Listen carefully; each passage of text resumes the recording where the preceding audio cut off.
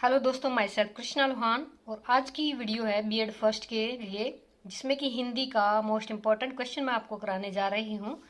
आप देख सकते हैं गृह कार्य है टॉपिक का नाम, और साथ में इससे रिलेटेड क्या क्वेश्चन पूछे जा सकते हैं। जैसे गृह कार्य का अर्थ पूछेंगे पहले, इसकी उपयोगिता महत्व पूछा जा सकता है। फिर गृह कार्य कक्षा शिक्षण का पूरक है, ये स्पष्ट कीजिए, इस तरह से पूछा जा सकता है। या गृह कार्य को संशोधन विधि कहते हैं, या इसकी संशोधन विधि की प्रक्रिया के बारे में बताइए। तो ये क्वेश्चन बहुत इंपॉर्टेंट है, मैंने आपके लिए यहाँ पे अच्छे से लिखा हुआ है। आप इसको वन बाय वन समझते रहिए। सेंटेंसेस सारी की सारी इजी लिखने की कोशिश की है, आपको अच्छे से समझाया जाएगा। सबसे पहले आपको भूमिका करनी है गृह कार्य का अर्थ से, यानी आप ये अर्थ या भूमिका लिखिएगा।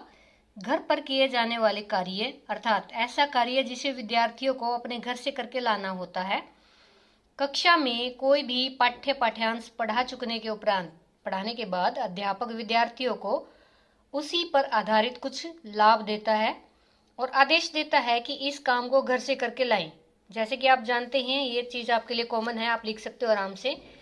गृह कार्य कितने प्रकार का होता है ये हमें यहाँ पे अब जानना है। घर से जो काम लिख कर लाना होता है वह लिखित होता है, उसे गृह कार्य कहा जाता है, लिखित गृह कार्य।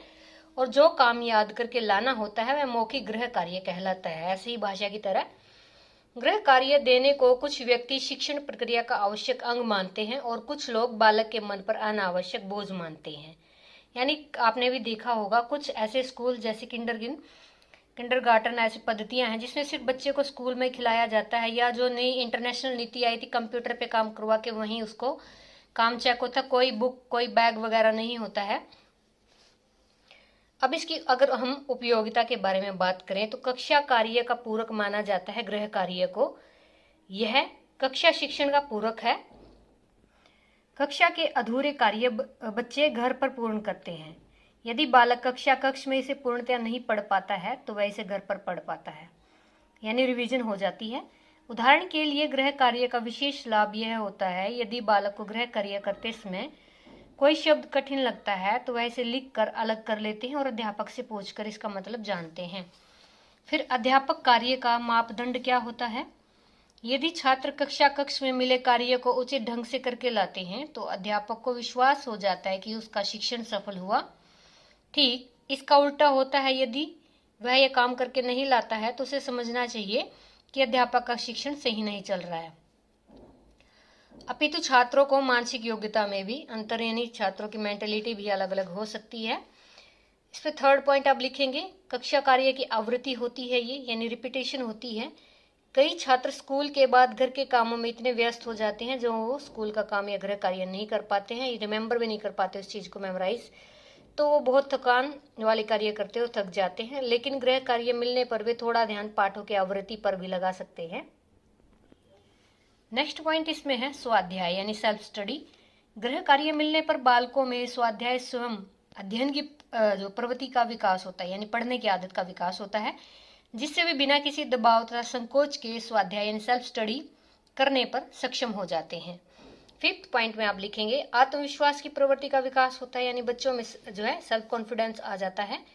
कक्षा कक्ष की व्यवस्था यानी बिजी होते जब कक्षा और विभिन्न विषयों का कार्य एक साथ होने पर छात्र मौन वाचन पठन नहीं कर पाते हैं, यानी चुप चुप पढ़ नहीं पाते उसको चुप होके, जिसमें गृह कार्य इनकी सहायता करता है। 8वीं 9वीं कक्षा तक के छात्रों में सस्वर पठन की आदतें देखी जाती हैं, यानी वो बोलते हुए आपको मिलेंगे, आपने पढ़ाया होगा भी पता होगा आपको, यानी कई बच्चे बोलकर याद करते हैं, जिसके लिए गृह कार्य एक अवकाश का माहौल प्रदान करता है और छात्र सभी विषयों को एकाग्र होकर पढ़ सकते हैं, यानी घर पर स्वाध्याय द्वारा। ठीक है, ये पॉइंट हमारा आत्मविश्वास की प्रवृत्ति, इस पर घर पे आराम से पढ़ सकता है। समय का सदुपयोग करना सीख जाता है। सामान्यतः देखा जाए तो छात्र जो है 18 घंटे विद्यालय में 7 से 8 घंटे विद्यालय में रहते हैं, जिसके बाद वे कम ही समय का उपयोग कर पाते हैं। इसलिए अनावश्यक कार्यों, इधर उधर घूमना, मोबाइल का प्रयोग करना आदि ये सारे समय का व्यय करते हैं।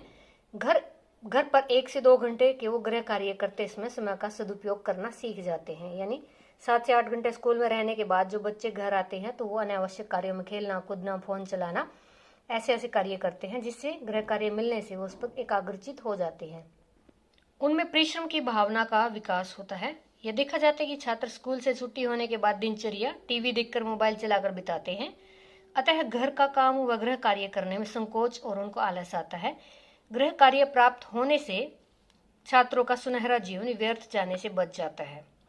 यानी छात्र जो है गृह कार्य मिलने से अपने समय पर परिश्रम की महत्ता को समझ पाते हैं, होमवर्क के द्वारा, गृह कार्य के द्वारा उसको पढ़ पाते हैं। अब हम करेंगे गृह कार्य का महत्व, यानी क्या इंपॉर्टेंस है इसका। गृह कार्य पुनरावृत्ति के सिद्धांत को पूर्ण करता है, यानी काम को रिवाइज कर पाते हैं। गृह कार्य सेल्फ स्टडी में सहयोगी है।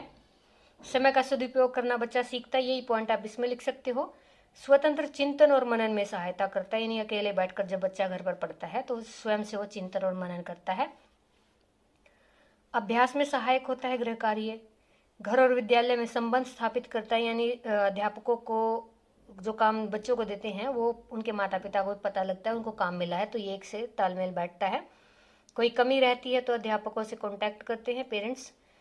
परीक्षण मूल्यांकन में सहायक होता है, यानी बच्चे किस लेवल तक जा चुके हैं, कितना उनको पढ़ाना बाकी है, ये सारी चीज़ें पता लगती हैं। बालक की क्षमता का ज्ञान होता है कि कौन बच्चा कितना जल्दी याद करता है, कितना काम करके लाता है।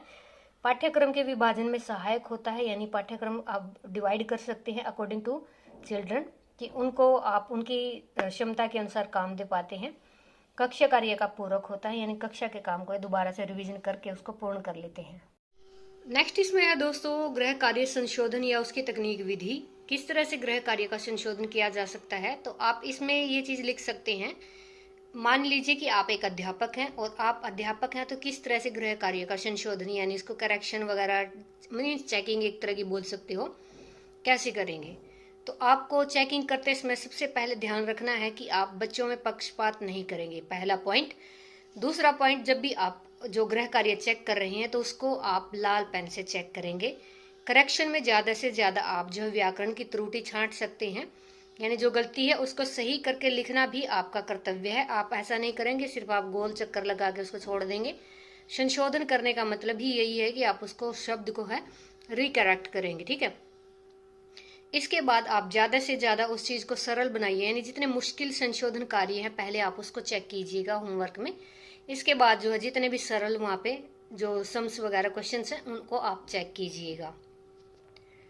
जितना भी संशोधन कार्य है दोस्तों वो सारा का सारा जो है नियमित रूप से होना चाहिए, उसमें किसी तरह का पक्षपात नहीं होना चाहिए। आप उसमें किसी तरह के संकेत का प्रयोग कर सकते हैं, जैसे आपको काम बहुत ही अच्छा लगता है आप वेरी गुड एक्सीलेंट दे सकते हो। अगर आपको काम कम मतलब बच्चे का पसंद नहीं आता या त्रुटियां ज़्यादा होती हैं तो आप उसका फिर भी हौसला बढ़ाकर ही लिखेंगे, वेरी पुअर कभी नहीं लिखेंगे, this is a very negative mark.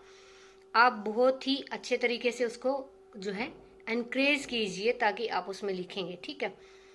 आप लिख सकते हो उसमें कमेंट्स लिख सकते हो, जैसे कि मतलब आप बहुत अच्छा कर रहे हैं, कीप इट अप, ऐसे वर्ड जो करेक्शन है वो तो बच्चा देख ही लेता है, फिर भी आपको कभी भी नेगेटिव उसमें मार्किंग या नेगेटिव जो है चिन्हों का प्रयोग